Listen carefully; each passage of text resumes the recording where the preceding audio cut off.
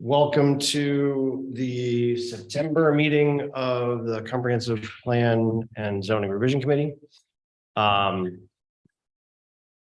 had wanted to start the meeting off, now that I'm remembering, with, I should actually pull up our agenda, with a brief update on the zoning pieces that the village board discussed last Monday. So let me pull this up real quick.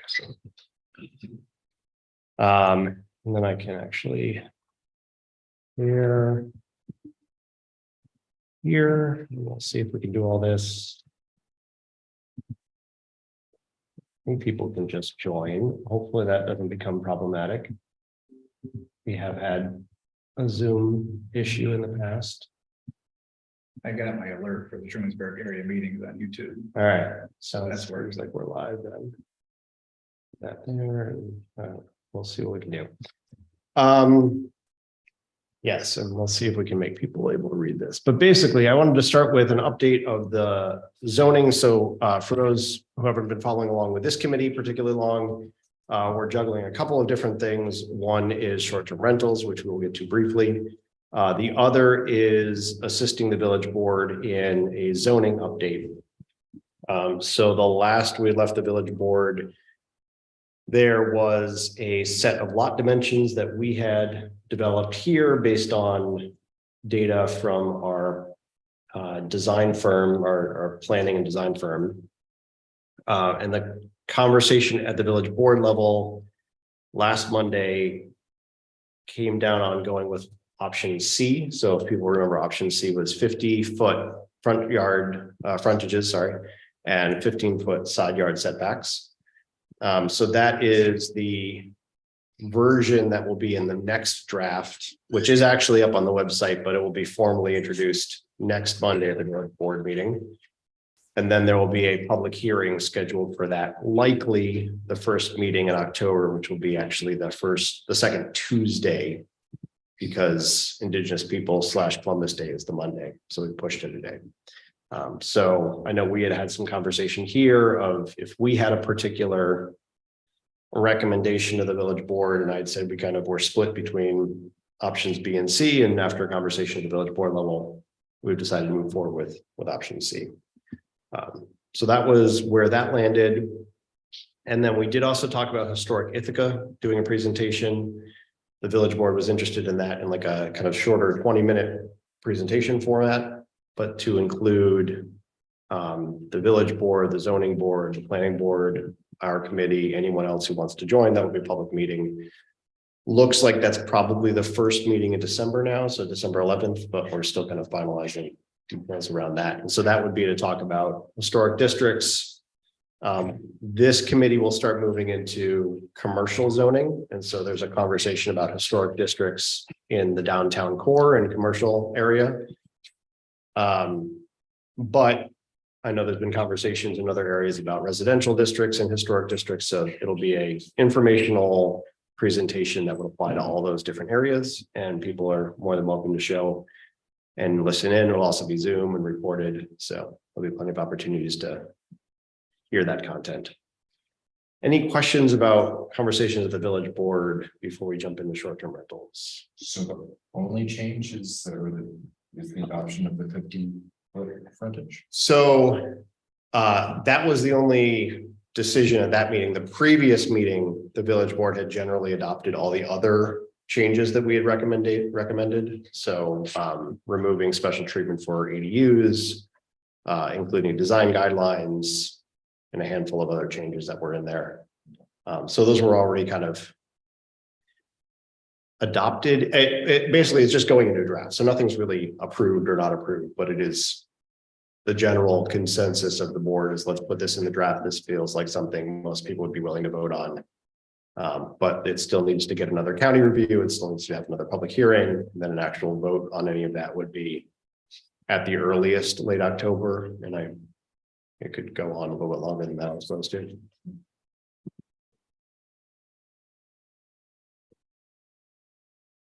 Judging by October, it sounds like it's a busy month. So. Yeah, it can be busy, and we have another code enforcement law that will have a public hearing at some point. So we're getting a lot of things going. We're out of our summer lull and into fall with a fury.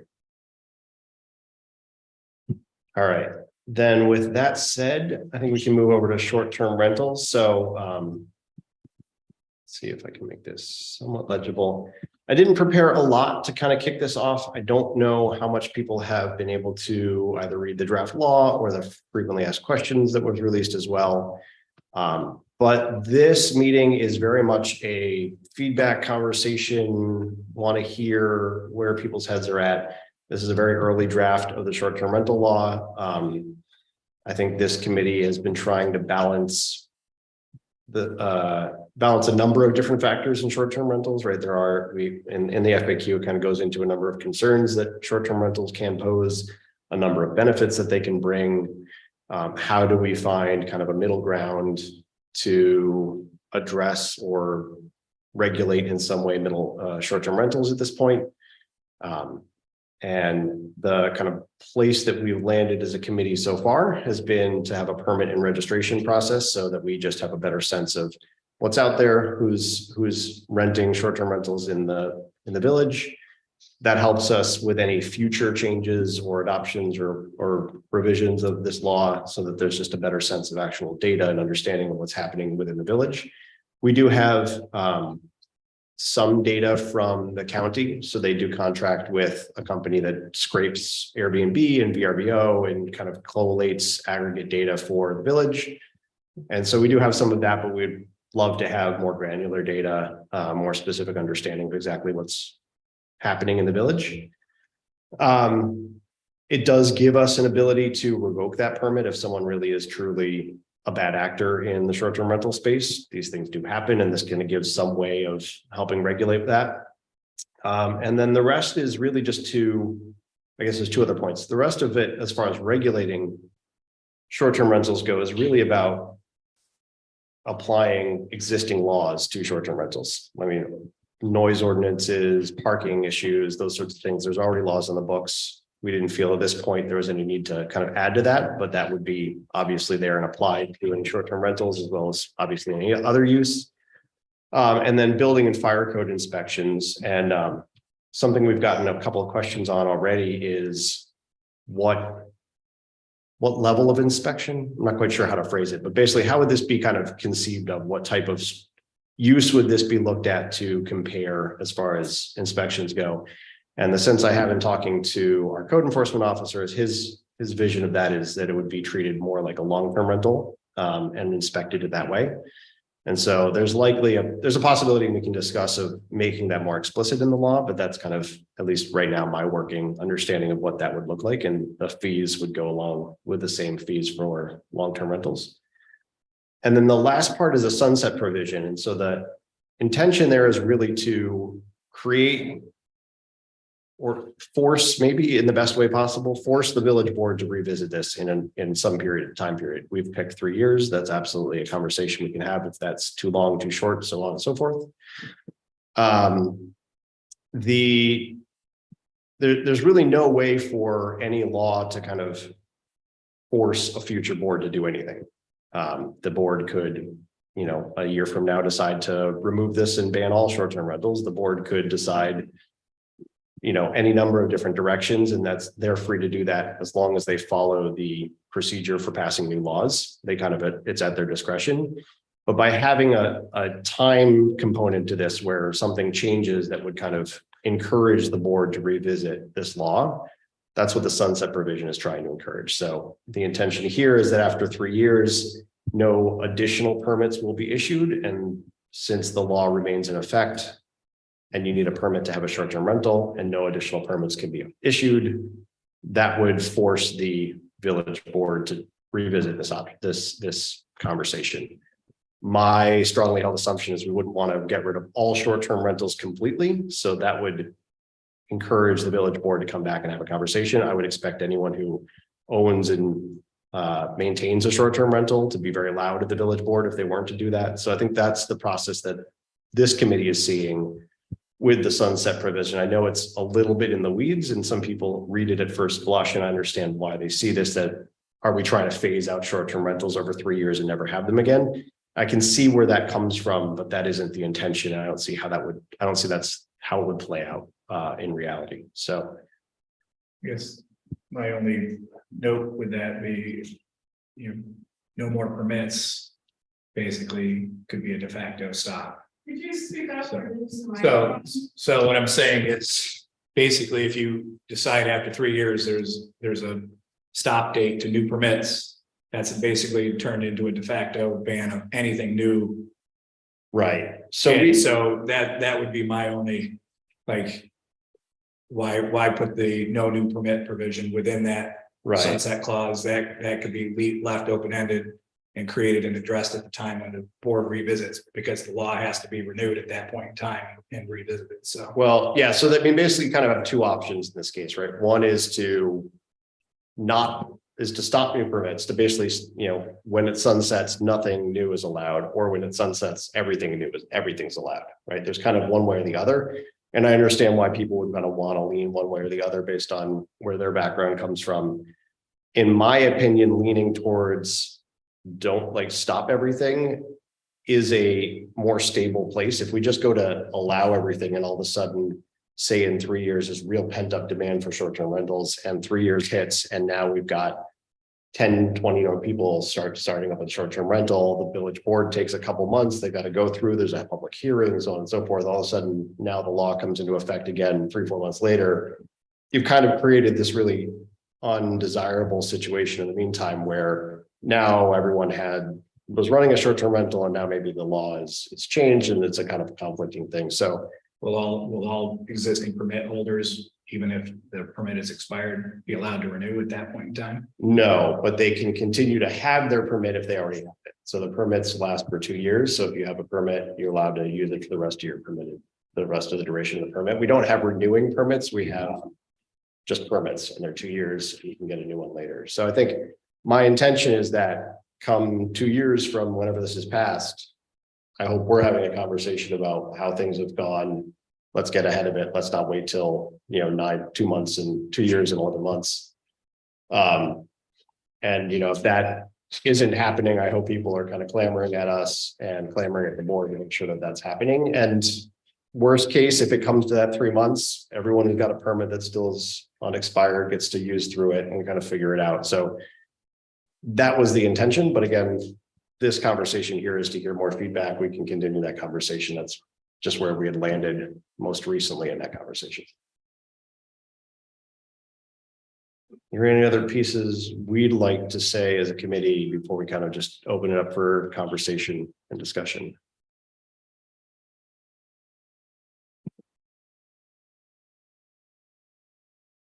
All right, then with that, I would say, like I said, we're here to kind of hear anyone's feedback and input.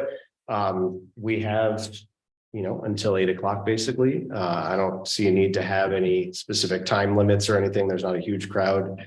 Do be respectful of other people's times. Please don't hog the mic forever and ever, so that everyone gets a chance to at least get a first pass in. But otherwise, if anyone would like to ask questions, give input, so forth, I would ask that you use the microphone so people on Zoom can hear you clearly. But yeah, we're here to hear what's on everybody's mind.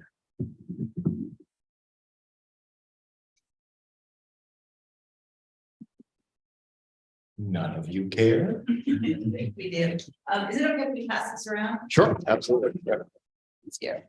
My name's Eva Hunter. One thing that just popped into my head about how this transitions at the end of the 3-year period, right? The sunset clause is that it would probably be wise to have it end sometime not in the height of the season, so that it's not in the middle of the summer that this stops, because that's when people are the busiest with their Airbnbs or rentals. So that if it were to, I don't know what you're thinking in terms of when it would start, but I would think that might be a smart way to go, is to make sure it doesn't start July 1st, and then people are in the middle of their season and they don't even know whether they can open up their calendar for August or whatever. So Yeah, no, I think that's a great point. That as it's written, it's just 3 years after it goes into effect, but there's nothing to say that we can say January after 3 years, after, something like that, right? Yeah, that would help, I think, a lot of people who are managing rentals. Anybody else?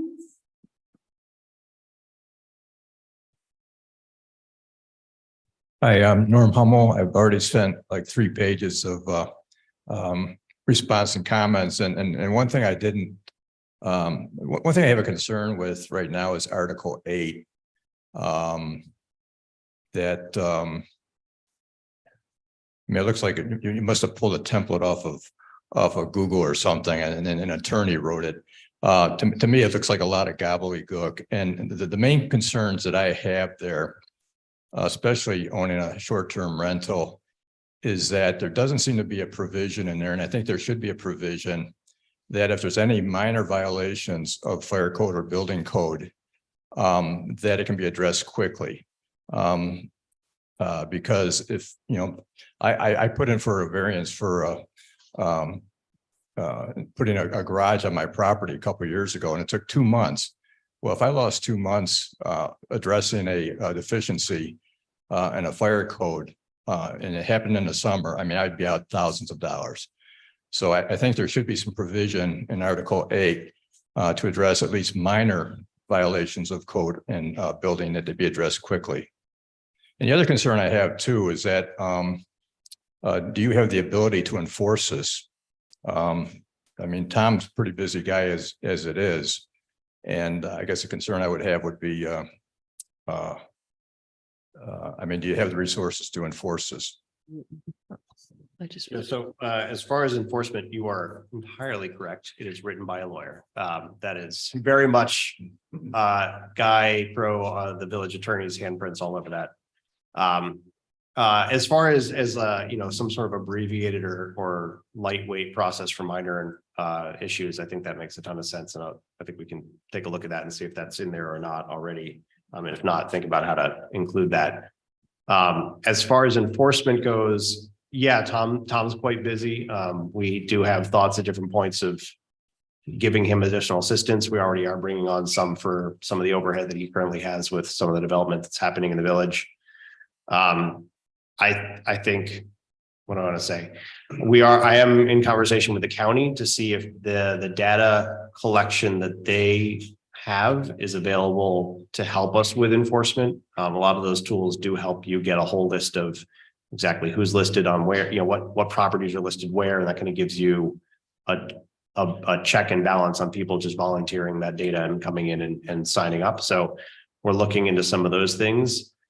I think inevitably there's a reality that you're never going to get 100%, perfect enforcement. I mean, we kind of never do on any specific law, but I think we'll see how much we can get done and start to understand if we need to add more to Tom's plate or support him in some other way to make that happen.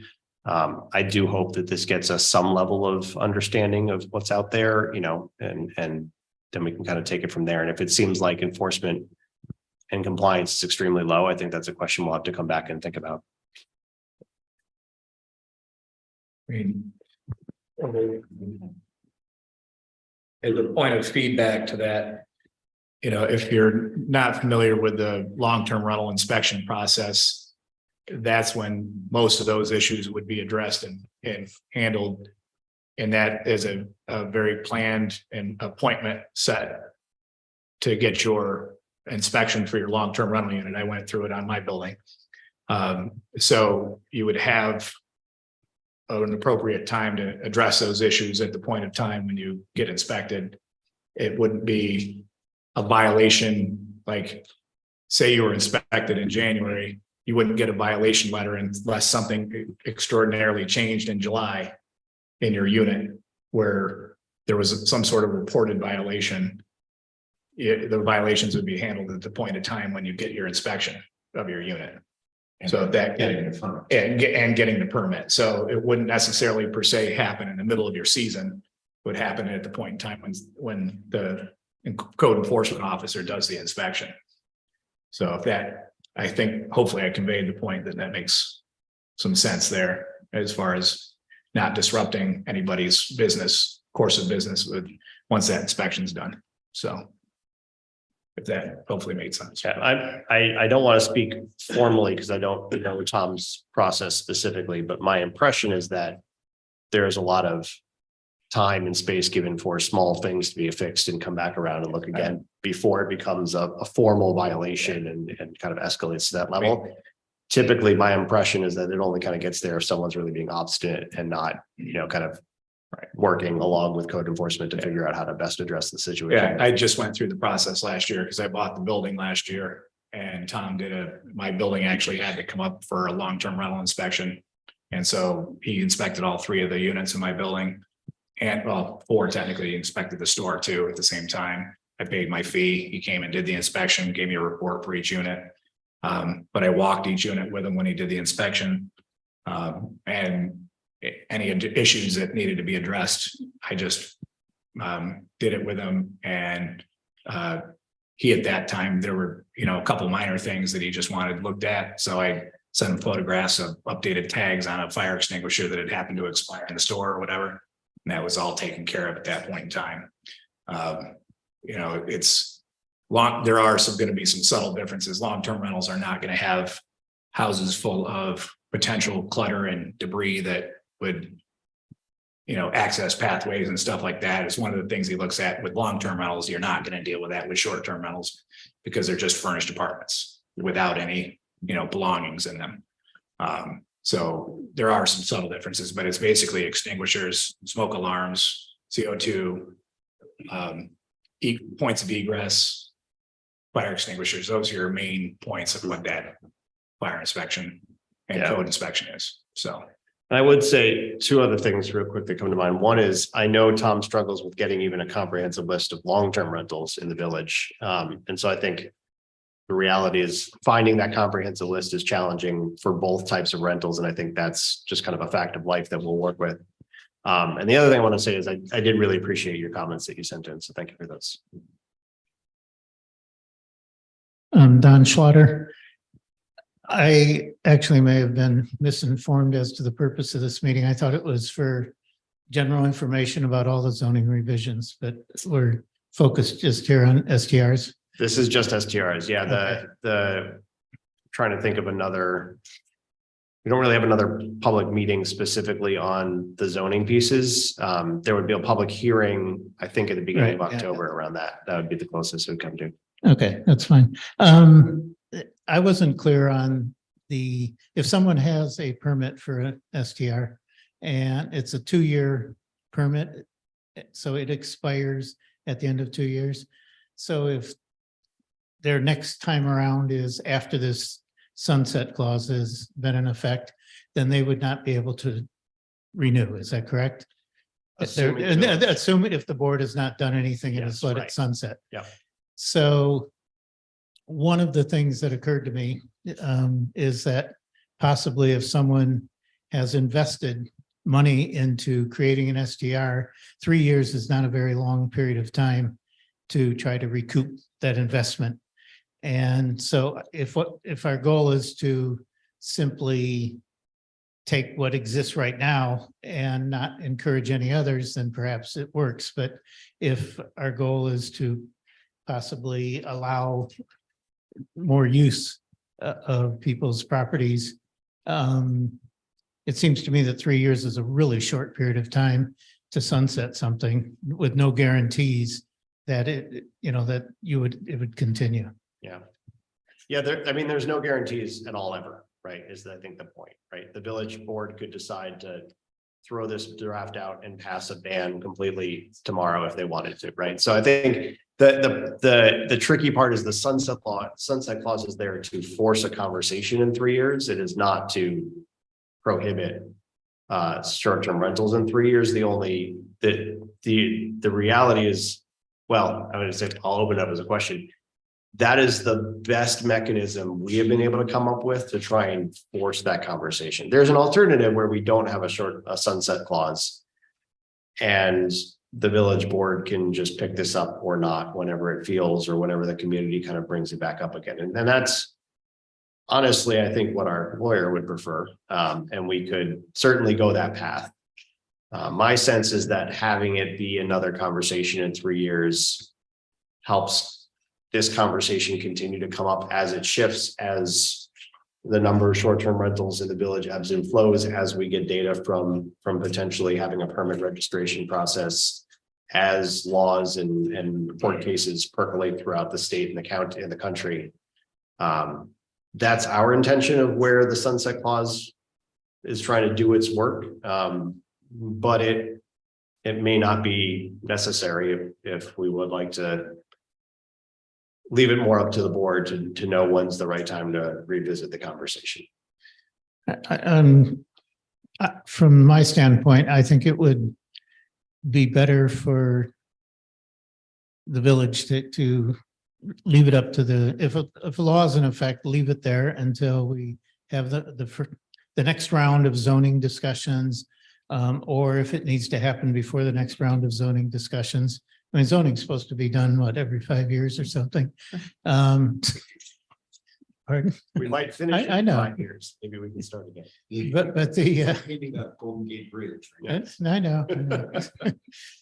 But so I think it makes more sense to let the conversation percolate over 5 or 6 or 7 years and let the village board, if they have to react to some, situation that seems out of hand, they could do some sort of an emergency movement. But other than that, it gives more certainty to the homeowners going forward. Yeah. Two points. One, if the short-term rental law ends, it doesn't mean the property goes vacant, right? It means it gets converted into a long-term rental. So it's not that income stops, income changes. And the more salient point, the 3-year was sort of a compromise between those of us on this committee who are vaguely alarmed at the increase in the number of short-term rentals from approximately 7 in 21 and 22 to 32 this year. That's a 400% increase. Sorry, 9. So 1 to 4 is a 400% too. So Yes. anyhow, go ahead. I'm good with math. But yeah, right. And that's a market increase, and to some of us alarming. So the 3 years was a compromise between those of us on the board and those in the community whom we've heard from, who think we ought to be much more draconian than we're being, and those who think that it's too short. So thank you for that. How many domiciles are in this village? It's just shy of 800, I think. So 4% is a lot. Well, 32 is 32 4%. Told you I was good with math. So, and again, 4% that increases by 400% every year. Oh, that's. I'm just saying, we got a tiny little baseline that's going like that. Which I think brings to the point of why this idea of permit and watch, right? To have those numbers, to have that data that we can talk about over a period of years, so that we can see more of a trend line than just 2 or 3 data points. I'm one of these, no, it's on the same. No, I'm fine. On the same topic, I'm one of the ones who didn't really understand what the sunset provision means. It's not saying that the law expires, right? It just Right. says the permits expire. That's correct, yeah. So it's sort of circular, because most of the law is just getting permitted, right? It's a large part of the law is requiring a permit, yes. And if you require a permit but don't give them out, that effectively stops them. Okay. Yeah. I Yeah, and I think I wanna be as clear as I can, that the mechanism in my mind is very secondary. The intent is to have some way of causing a conversation in a couple more years. If we decided that, I don't know, if we could come back to how that mechanism works and what that looks like, but it is not to ban short-term rentals after 3 years. It is to cause a conversation, and however we can best put that into the law, I'm very open to that conversation. Okay, I think we should keep talking about that. Yeah. Because I can see it would be catastrophic to some people if suddenly the law goes away. Well, the law doesn't go away, but effectively it does. Right, well, if permits are no longer allowed. Right, but they're required in the law. Right. It's pretty circuitous. We It, can, it's a little bit weird. we can fix that. We We should originally clarify. had it that the law would just be null and void essentially. Yeah. But that would bring us back to this situation, which is not problematic now, but in 3 years, flipping that switch could be problematic then, and it seemed a little more cautious to fall this way, but yes, we can absolutely keep covering. Yeah, I think we should. Gary. Yes, I've got the mic. Jerry Kraus. On this same topic. Even after 2 years, I mean, for me, I'm looking at this going, our comp plan is really geared toward, and to the zoning for that matter, helping seniors age in place. It's difficult for someone retired like my wife and I to plan ahead at this stage of life if in 2 years we don't know if we're going to have the conversation or if it's going to sunset or what. So that impacts our decision-making today on, do we stay? Do we try to find somewhere else in between where the kids are and the grandkids? So it does pose problems for some of your key target constituents who are trying to do just as you're talking about in the comp plan and with our goals. So it complicates things quite a bit. Therefore, I would agree with some others and say, don't let it die, just figure out what we're going to do next. Otherwise, it puts some of us in an awkward situation. The other thing, responding to what David said, you can't assume that if it sunsets, that's going to become a long-term rental. We have an Airbnb in our upstairs. We don't really want to be landlords, but we love being hosts. Had people from San Diego just left this morning. People love the Finger Lakes that come here from all over. So we're just trying to be good ambassadors too at the same time, and that prevents us potentially from being able to do just that. So I hope you do give that some more thought. I also agree with what David was saying. I think the aggregate data you're referring to is a little old because my count, it's 30 plus or minus in the village or close to the edge today. So I'm wondering if you want to look at what's really showing today. In the Yeah, that was for August of this year. Was it? Yeah. I gave you the same number, 32. Yeah, that's what you said. So that's the way I'm counting it. So Davidson too, I trust you. and in terms of if those ever were to become long-term rentals, is there a way to look at those and say which ones are single-family homes, which ones are apartments, which ones are owner-occupied versus non-owner-occupied? And I don't know if that matters, if the rules are going to apply to all of those situations. Just to clarify, the 32 that I was talking about are, if you look at the county's data, they are unique. They are not owner occupied and they are individual units. They are not part of somebody's house. They are a standalone, an entire residence. Sorry. Right, right. Yes. Right, and I think listed more than 70% of the time that they look, so kind of considered like fully active, consistent versus seasonal. So I think having this conversation in light of the dire housing crisis we keep talking about is very important. And I think now the ADU piece is off the table there because it's out of the language, because my concern with that was you add ADUs, many houses in backyards, those are going to become short-term rentals too. So this is all tied together in that way. One of the questions I had was, can we get the specific fire code or standards that are going to be used? Because if we wait until they come out and are applied, we may be stuck, like some have said. If we could get an idea of what to expect, then we could be prepared day one. Yeah, I think I mentioned that my impression is they'll be similar to or identical to long-term rentals. And so I would like us to discuss if we make that explicit in the law. I think that'll help. And then absolutely, you can go talk to the code enforcement officer and ask what are those specific regulations and how would you best, prepare for an inspection in advance. Well, I'd like to have them public if we could. They are Yeah. public. You can Okay. talk to the code enforcement officer to get them. It's not hidden. I don't have a list of them. They're All right. part of the New York State Fire Code, right? All right. I'm asking, I'm saying. So go look it up is what you're saying. Sure, go look it up, or, the code enforcement officer will be able to point you. He can email you a checklist of what he does. In particular, I'm thinking, I know about signage and, exits and whatever, but exit routes get tricky in some of these tight places. And if if there's a rule I need to know about, I want to know about it as soon as possible. Right. So.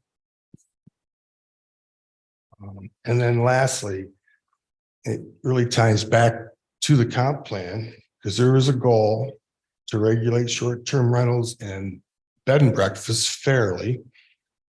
Why the distinction? And is this going to help make sure that the bed and breakfasts and the STRs can coexist?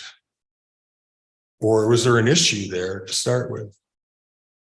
Not quite. Can you be more specific? Maybe I'm not quite sure I followed the question. The goal in the comp plan on regulating short-term rentals is regulate short-term rentals and B&Bs fairly. Well, B&B to me is a traditional bed and breakfast Yeah. versus. So they're not part of this law. Okay. Yeah. But we're going to be fair to all the parties, I guess, is what we're saying. I think maybe what do you mean by fair? Well, that's what I'm saying. It's a goal. I think we're being fair. So I guess that's my question. I think we're being. Hi, my name's Virginia. I'm on Zoom and I can comment on that. If I can throw in a two cents. I don't know if everybody, knows, but, bed and breakfasts do have requirements that are probably stricter than what currently is allowed in the short-term rental environment. So I think maybe that's what the fairness argument might have been, that there's a lot more lax environments in the short-term rentals as compared to some bed and breakfasts, what they have to go through with inspections, do they serve food, so on and so forth. So I'm thinking that's what that's about. But I have something else to add. I don't need to interject about that this moment, but I think that's what the fairness issue is about. That's a good point. Yeah, there are plenty of regulations already outside of that. I think that's where regulating brings it up to par with. Yeah, I think they want that. Yes, thank you. I think that's what that means. And the strategy under that goal is to address issues associated with short-term rentals, but I'm not sure we've heard specifics of what those issues are, but I think by this time we kind of know what the main ones were. But then the action under all that was to amend regulations that address owner occupied and non-owner occupied. Why was that distinction in the action plan? And is it still appropriate today? My recollection, and if anyone else has a stronger one, please chime in, but that distinction is often brought up in a lot of regulation that we see around the county, around the state, right? I know town of Ithaca has made a distinction between those two and so on and so forth. So I believe it was put in the comp plan to just point at considering both use cases and thinking through if we needed regulating them differently, the same, so on and so forth. And where the current draft has landed is to treat them similar, not even similar, the same, right? To not make a distinction between the two, to have a simple, equally applied regulation. And that a lot of that comes from guidance we're getting from our lawyer around every time you kind of tease something apart, you have to have a really good understanding and reason behind why are you making that distinction? How are you see them differently? Are they really that different, or do you just have kind of generalized concerns that wouldn't quite stand up to scrutiny, so on and so forth? So as a first pass with this draft, we've kind of considered treat everything similar. Okay, thanks. Let's go to Zoom and then we can, yeah. Go ahead. Hey, Virginia Augusta, so I'll comment on that bit too. I think that the differences between owner occupied versus not owner occupied, there's considerably more control when there's an owner occupied nearby and better behavior associated with hosting in that environment than when there is an absentee landlord. And then I think also the argument that people who are looking to supplement income, it's a stronger argument if you actually physically live there and you are hosting, you are being the host, and you have an ADU perhaps, or you don't, or it's somebody in your house. They are different in terms of how, depending on the argument you want to make. So I'll just leave it at that.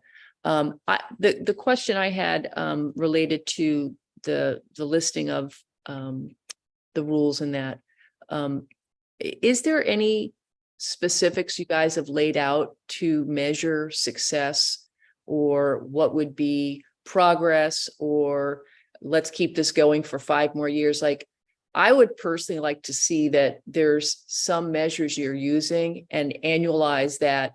And at the end of each year for the next 3 years, we all see publicly, like, there's been number of police calls at facility. There's been, garbage reported, have you thought through what those kind of quantifiable data points look like? Because I would want to know that. If after 3 years, you guys were like, we're not doing this anymore, I'd really like not to wait 3 years to find out that there was some trend data that we could all be working on as a community to make it a better experience for everybody. I mean, it shouldn't be a negative experience for people. I would say that, so actually one of the notes I took just recently was about an annual report, and we don't mention it in there, though we have a monthly report already from our code enforcement officer about permits and open projects and complaints and violations and so forth. I fully expect that this data will be part of that monthly report to the village board. And so there will be kind of ongoing data collection. And I mean, those reports are all public. I don't see why they wouldn't be. Guess they're not typically included in our agenda packet, but they could be. I mean, I think any which way, you could certainly come in and ask for that information.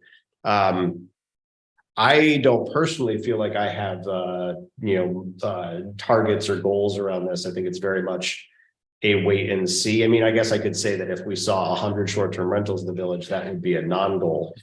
That would be a problem the other way. In the same way that 0, I think, would also be a problem. Not that we could particularly do anything about that. But I think my impression, at least, is the intention is that we collect the data and take a look at it and kind of sit there and reflect on it, and not go in with some preconceived notion of what we're trying to create or not create. But I'd be happy to hear if other people have different opinions. I'd be interested to know what kinds of measurements or data you think should be included. That I think that would be useful to define, and it doesn't mean like, that we would have to recreate the wheel, but I think people are doing that outside, and I think that it would be important ahead of time rather than just, sort of. I don't really want to hear you guys' report. I'm a kind of data person. I want to know what you're measuring, not just that you think it's going okay. So I guess that's what I'm getting at. And I don't know what those points ought to be, but somebody's doing it. And yeah, the other thing too, if people aren't doing it, what are you guys going to do about it? Like, I would love to know that, like, somebody's going to get fined if they can't control the people that show up at their place. Like, there's nothing worse than you're calling on Saturday night. You guys are at home in bed doing your thing, but someone's next door screaming and playing loud music, and I get to call you on Monday about a complaint.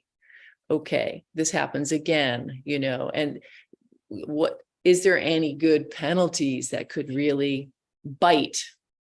Yeah, no, there's a whole section of penalties and revocation of permits and fees and so forth that it could be associated with that. Yeah. Okay. Okay, for another question. Tony Hansen, got just a like super quick one. Dwelling unit says permanent provisions, so this would exclude RVs as short-term rentals. Is that correct, or am I misreading that? We didn't discuss that specifically. So where were you seeing that? Definition of dwelling unit. So a short-term rental is defined as a dwelling unit, and a dwelling unit is then defined, and it says includes permanent provisions for living, sleeping, eating, cooking, and That sanitation. is, It's the definition. yeah, we hadn't discussed that use case. So that's an interesting one. We'll definitely talk about it now. So that wasn't meant to I would define that. I'd like to see it include RVs, but we haven't discussed it any which way. So, Okay. And I guess just a thought based on, hearing some feedback here from people who I expect are short-term rental providers is providing them with a little bigger window of certainty. But the way I read it, I guess the question would be, is that 2-year permit, if it's year 4 and 364 days, can I renew my permit, or do I have to wait until my permit expires? my expectation is you can renew your permit whenever you like. So this is a 5-year, as of this approval, this is Right. a 5-year window. If you come in at year, 2 and 364 days, yeah, then you could renew that and then have another 2 years on top, would be my impression, yeah. Okay. Yeah.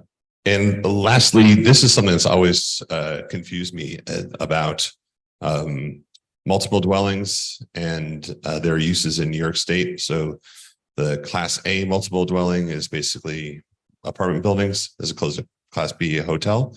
I think it's explicitly said in New York State law that short-term rentals aren't allowed in those Class A's, but we're going to permit those things that aren't allowed by the state of New York. And that's just always been a little confusing for me.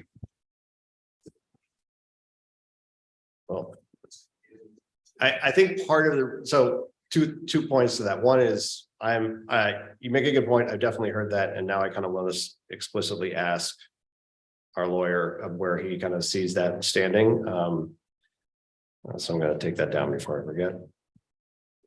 But I think in general, the reason that we're here is because it's confusing, right? That like in general, depending on who you talk to, short-term rentals are either just another residential use, just like a long-term rental, and there's no way we should be able to regulate these at all, to they're already illegal, why is anyone even doing them, and then everything in between. And so I think what we're seeing is all these municipalities trying to wrestle with this and figure out something. Another reason why this kind of 3-year window to then checkpoint again is I kind of expect something to happen one way or another. Certainly there's enough lawsuits going on that something's going to happen. We just saw something change in New York a month or so ago in New York City. It seems like something's going to happen. So part of my take personally, at least, is that this is a little bit of a do something now that just kind of maintains and manages while we see what everything shifts around us and then kind of react at that point. Just back to that, sort of giving people a slightly larger planning window. Would it just be possible to maybe put something in there requiring the board to revisit it prior to that 3-year date? I wish. I so wish. Okay. It would simplify everything so much. The real problem is that we can't pass a law that requires any future board to do anything. And to your point about planning window, I completely understand that desire. And also there is never any consistency because again, the board could change its mind in a week or a month.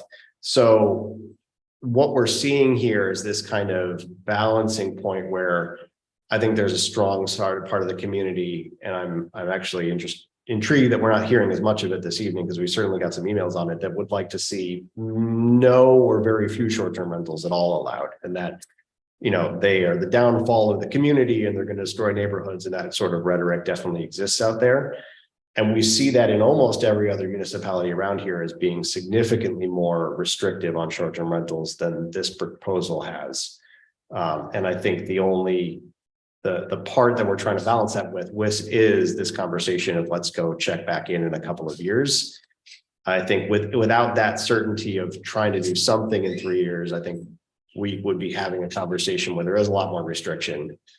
But I think it's an easier sell right now to say, let's wait and see and monitor and get some data on it and then come back in a couple of years. So I think that's where we're seeing this balance here. So I all that is to say, I hope people understand that we're not trying to back end prohibit these short-term rentals in a couple of years and put the screws to short-term rental owners. We're really trying to create a space of time where we can collect some data and make better informed decisions later.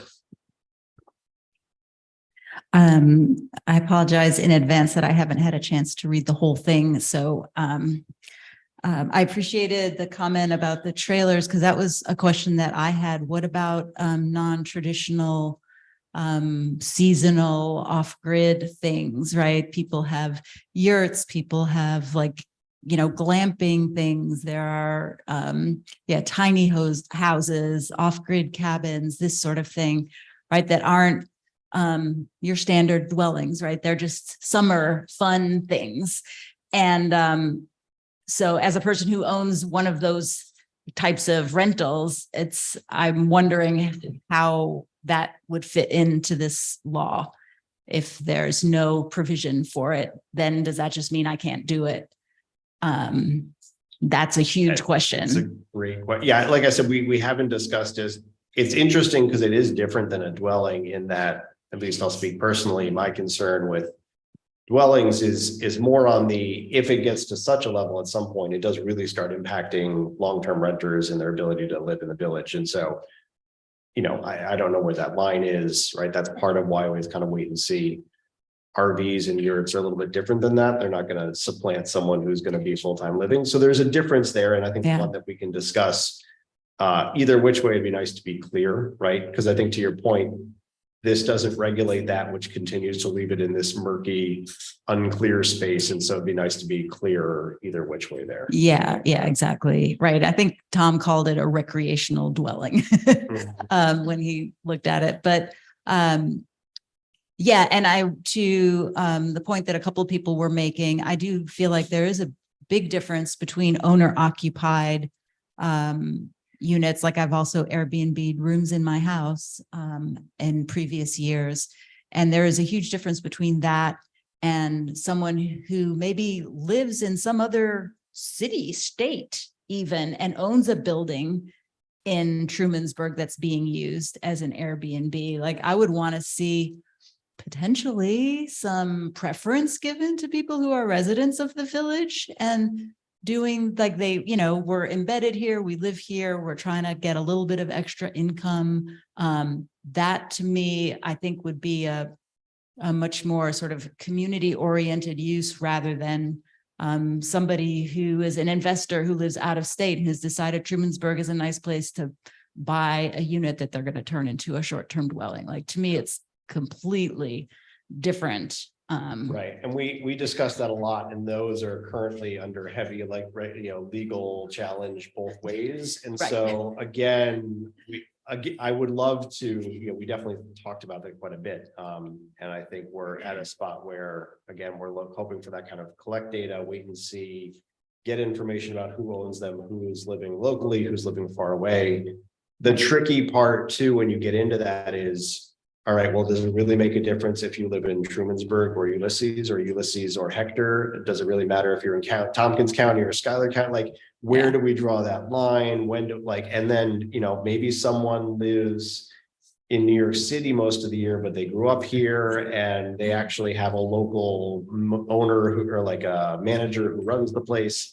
Is that really different than someone who lives down the street? So trying to figure out how we define exactly why we think one thing is different than another and what troubles one or the other brings and how we're going to regulate differently because of that is a whole kind of rat's nest. And we want to get into that when we feel like there's data and experience to push us in that way. And then we can make the right kind of observations and motivate that and kind of support that in the right way and have a stronger foundation. Right.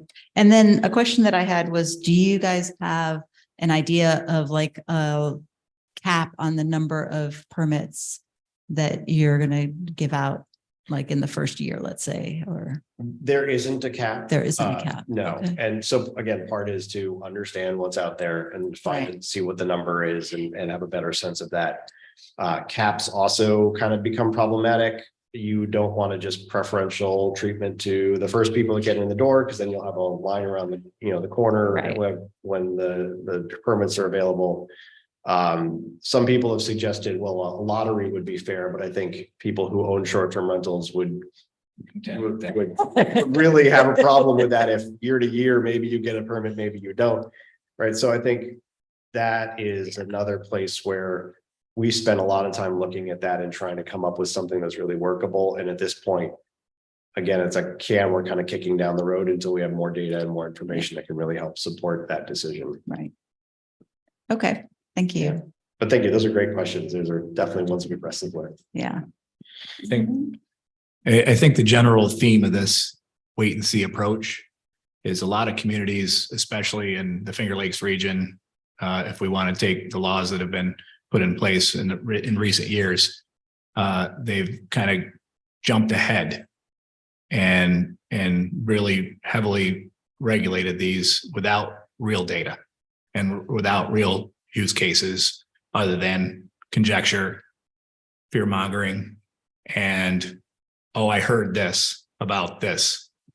And that's not one data point, one story that got passed around a community about a bad experience or a bad situation gets blown up into, all of a sudden we've got this gigantic problem in our community. And I think everybody has jumped the gun on this versus taking a more pragmatic approach to making sure this is fair for everybody. Right. Yeah. And one thing that pops to mind too, as you were saying that was, if there are particular concerns around, noise late at night, like I know that they're at least on Airbnb, I don't use VRBO, but you can state house rules, right? And there may be something to consider as some sort of overall provision, like within the village confines of, a certain quiet time that is required. Yeah, so we do have a noise ordinance in the village. I believe it's 11 o'clock is the quiet time for that. Okay. And there is a part of the law that requires owners to place a little like, please respect quiet hours from these hours to these hours, to respect our neighbors, in a visible spot in their unit as well. So yeah, other ideas like that is wonderful. But I also don't want to underplay what I think was being talked about before, is that we are seeing a real increase in short-term rentals, right? And so I think I don't want to underplay. It can feel like we're saying, maybe it's not a big idea. We'll just kind of like wing it and see what happens. And that's also not the case. That we really are seeing an increase and want to take this seriously, want to keep an eye on it, and want to have that conversation in a few more years backed by that data. Because we really don't know where it's going to go. And, at this point, is anyone's speculation. I think a lot of people would say we're seeing the top of the bubble, and it very well could be next year we see it back at 7. And maybe we don't, right? Maybe it's the Finger Lakes is unique, it's particularly special, and we see it continue to rise. And we really do need to start wrestling with it once it caps that 5, 6, 7, 8% of the houses in the village. So we're trying to really understand where it can go wrong on both ends and try and find a place where we can sit for now and kind of watch and wait and see and then respond. Yeah. Thank you. It makes a lot of sense. Yeah.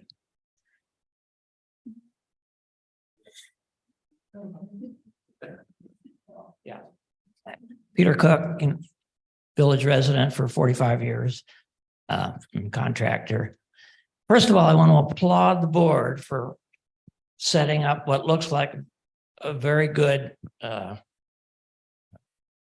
law and just, oversight, review. Of course, I don't know how much time Tom Myers has, that's another issue. It's another issue, who's going to enforce the potential rules, but I think they're excellent. And an analogy that I thought of what the board is trying to do, and that is, if you had a car And of course, the car has to be inspected. And there's 30 different things that have to go through to get the car on the road. And then you get it on the road, and sort of like what the board is doing with these rules. And then once it's on the road, there's a whole different set of rules that apply.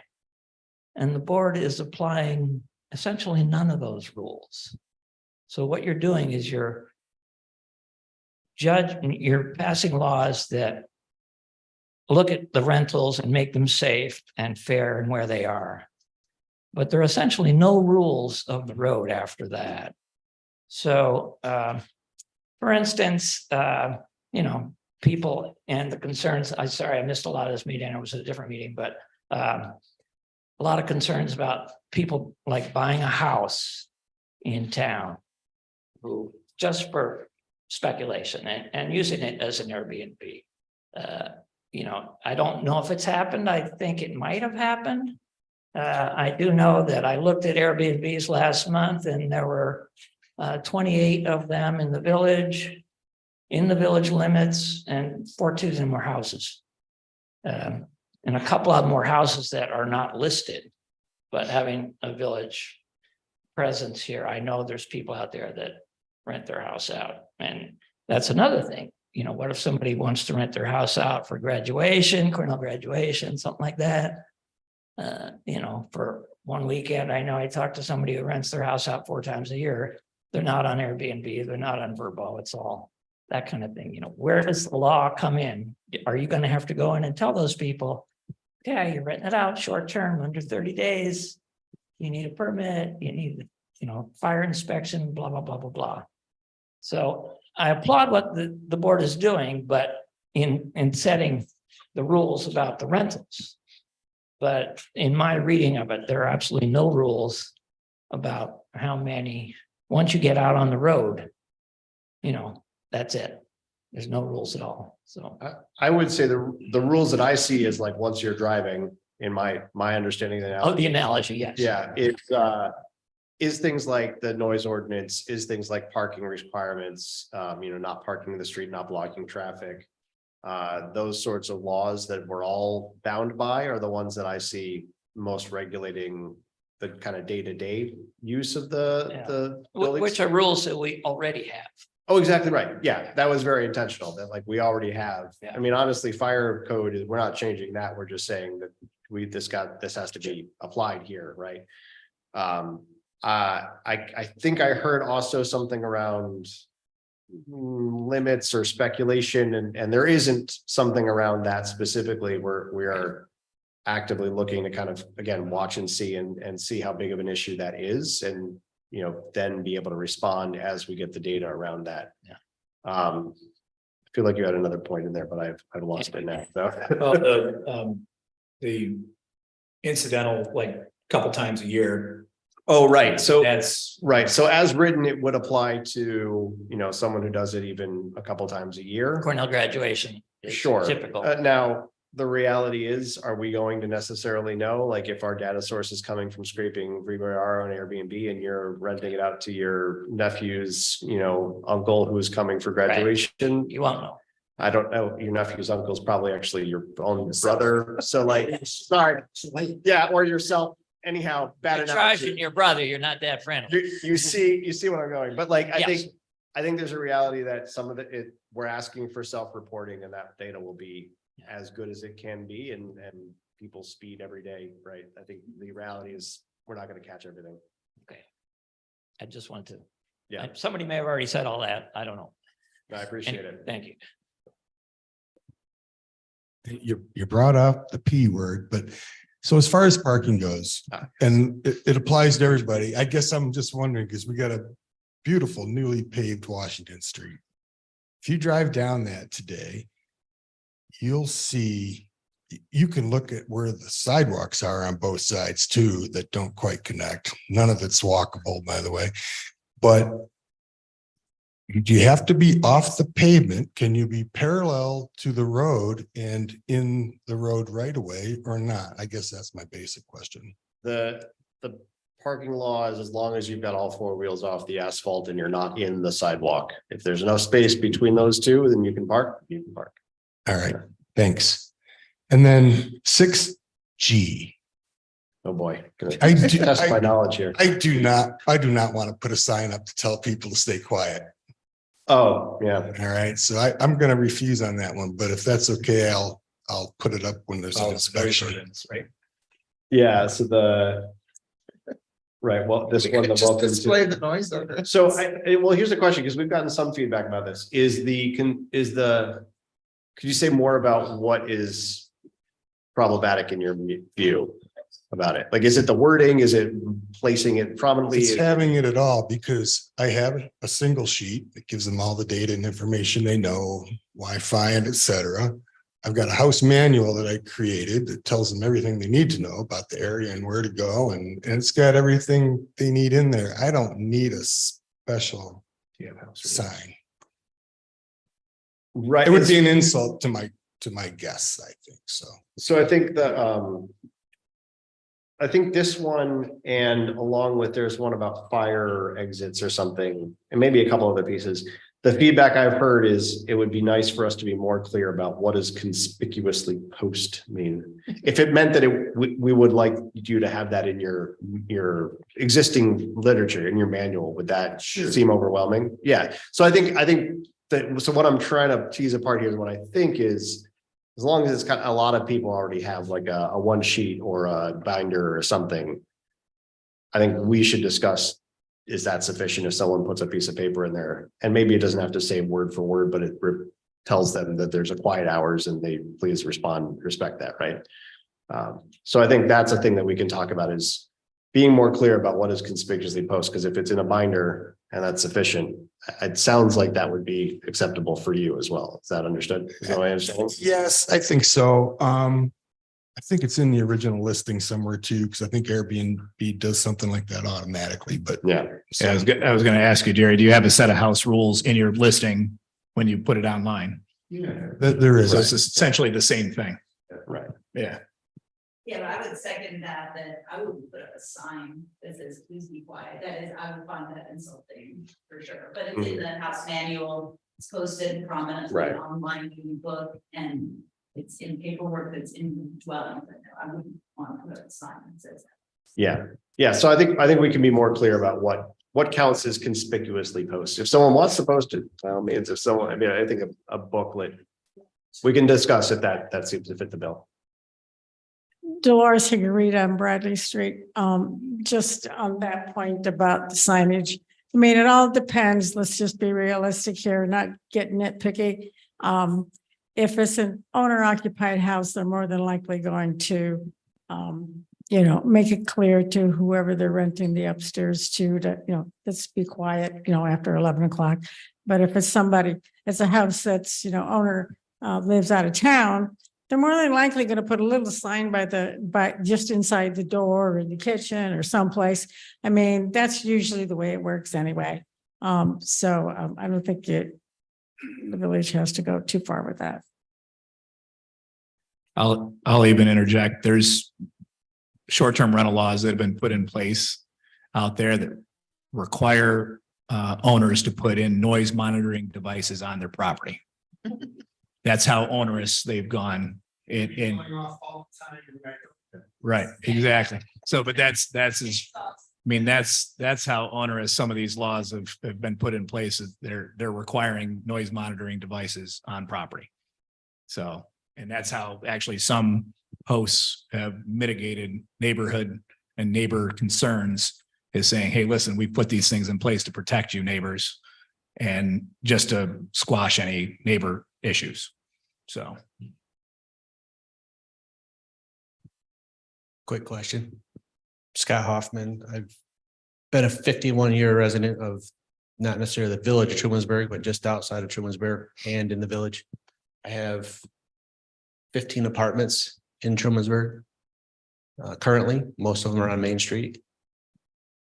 I like to think we do a pretty good job maintaining and keeping the quality of life up for everybody.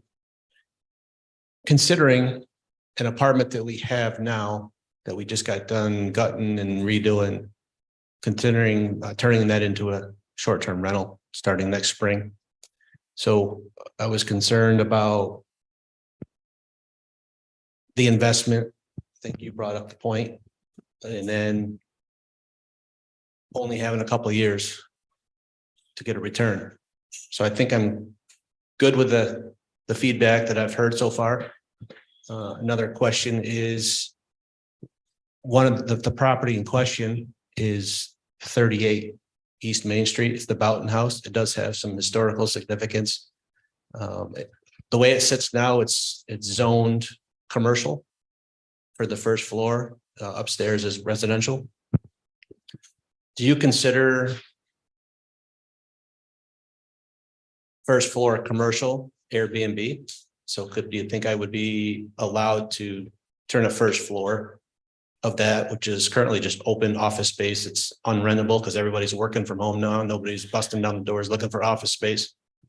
Would you consider that commercial, or would a variance be allowed, do you think? Yeah. Or So that's different than this particular law, because that gets down to zoning then. And I think we haven't looked at that area, so I'm a little bit fuzzy, but I think that is required to be commercial at this point. So a use variance would be the way you'd have to go, but that is off the hip. So I would only take that as far as I can throw it. Probably best to talk to Tom first and see what his interpretation of the specific lot and where it is and the zoning that applies to it. Short-term rentals, either which way, would be a residential use. Now I'm not even sure if that's entirely clear. I would like some clarity on that as well. It's a great question. Yeah, and I don't know, certainly now before the law, it's entirely muddy. And post the law, so I guess what I would say is we haven't placed short-term rentals specifically in or out of any district in zoning, which leaves it entirely muddy. But it would be a zoning question. So what maybe we could discuss is when we get to that commercial zoning, if and what we want to do with short-term rentals, which I think Kathy's brought up a couple of times. Now that we have the concept, now we don't even have it yet.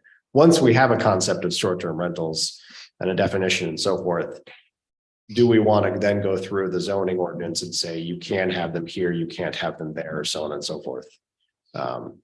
So that's a whole ball of wax. It's a great question, not a straightforward answer, unfortunately. Stay tuned. Stay tuned. Yeah. In the near term, I think you could talk to Tom and see what his interpretation of the current situation is. I suspect the answer would be not on at least I suspect the answer would be not right now.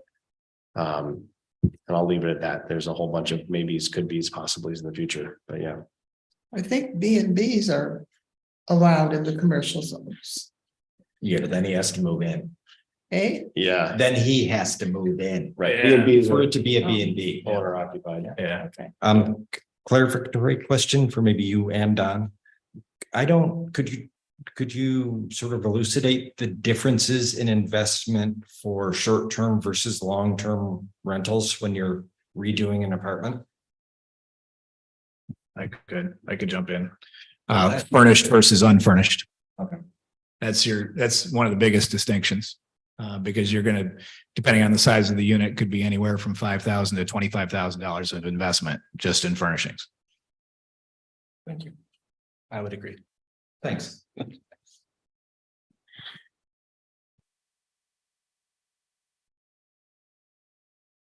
Any other comments?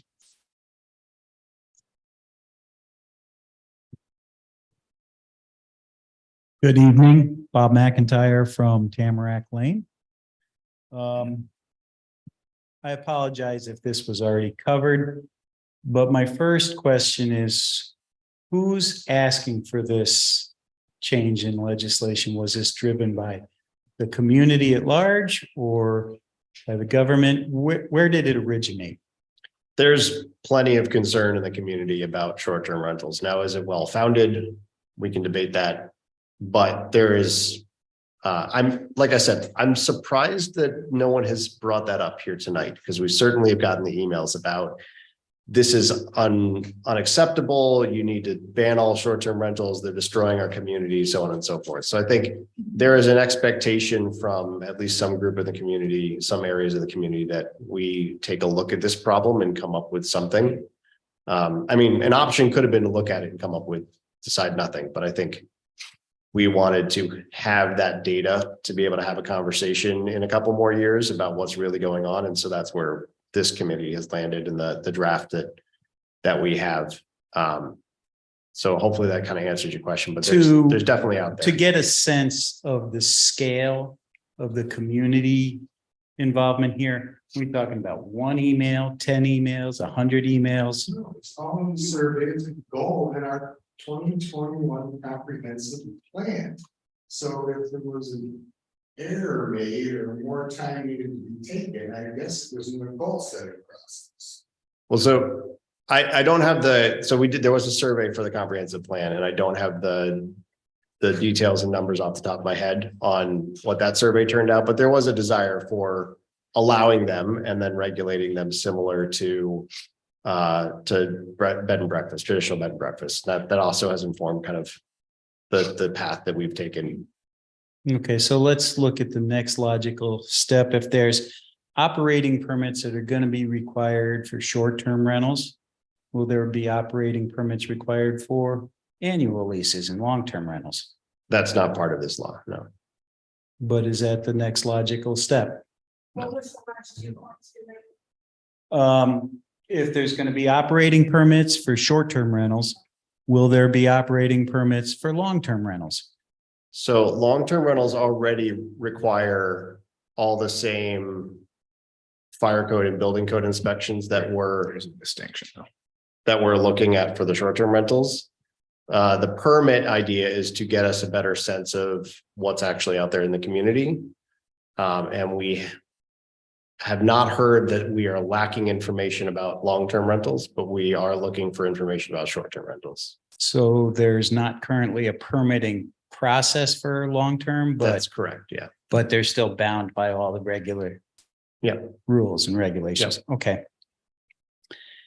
And there was a comment made earlier about short-term rental owners being held accountable for their tenants' behavior.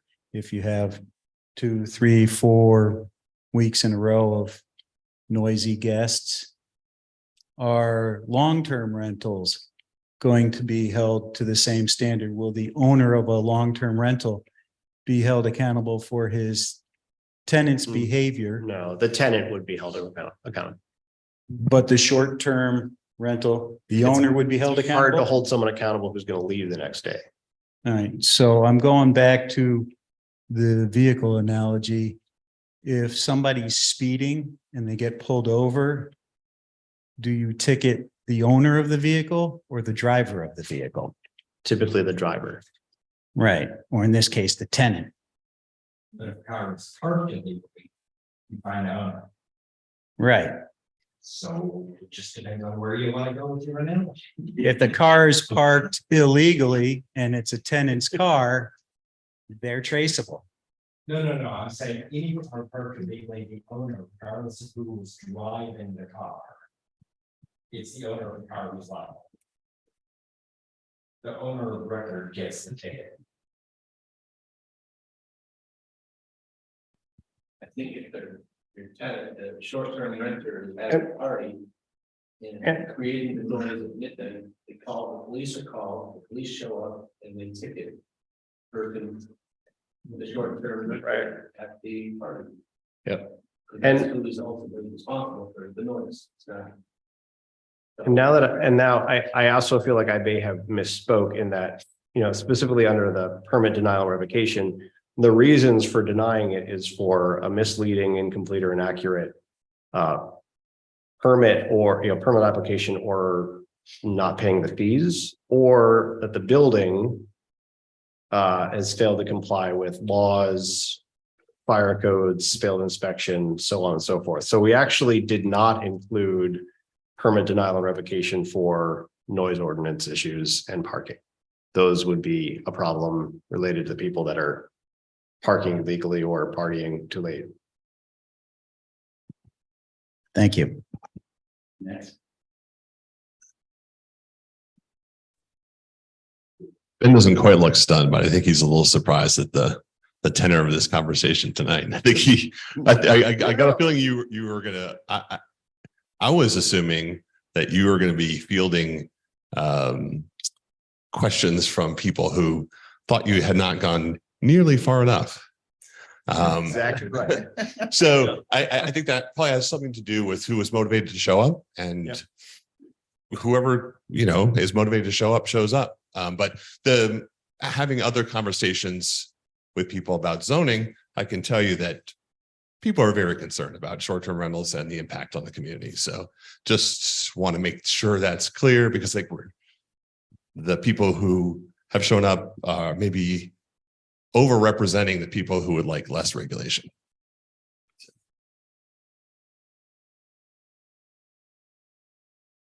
We have 8 more minutes. Well, I mean, that's an assumption. And I've heard a lot of assumptions. It seems like everybody thinks that there's been a lot of issues, noise issues with short-term rentals. My own, we have a rule, no parties. And another comment I heard is that if it's not owner occupied, there's going to be more issues. Well, as a resident owner, I can tell you I keep pretty close tabs on the people that come and go. And I know a little bit about the people that come in. So I think there's a little bit more policing is not the right term, but awareness of what's going on in our rentals than some people are implying here. And so just wanted to say that. I'll say I really appreciate all the comments, because I think I've always found this possibly almost more interesting than zoning, and Tony and I have gone back and forth plenty of times on zoning, because I think it is such an interesting topic where there are real understandable conversations on both sides. And I think finding that middle ground becomes even more interesting in that respect.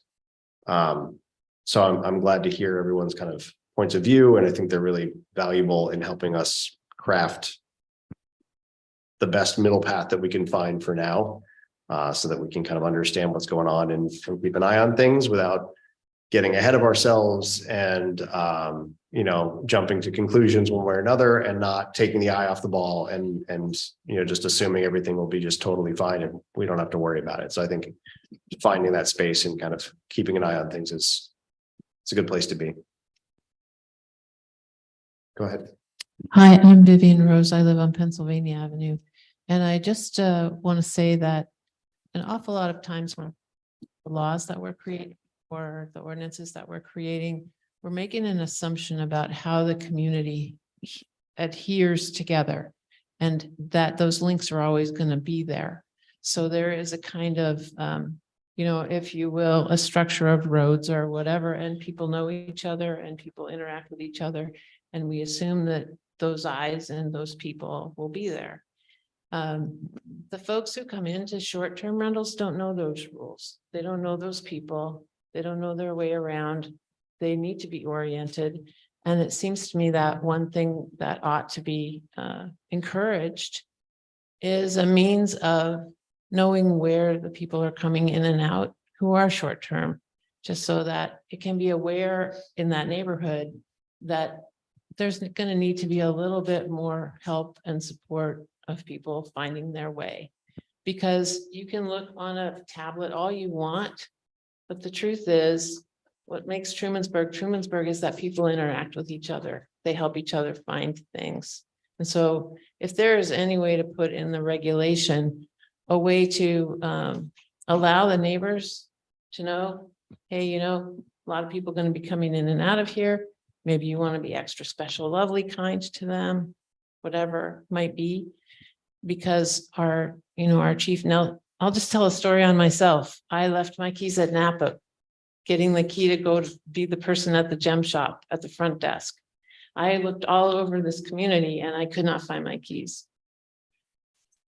And Napa had them in a box with some other keys. They didn't see them, and they told a board director who didn't know that I had lost my keys, who called another board director who called me.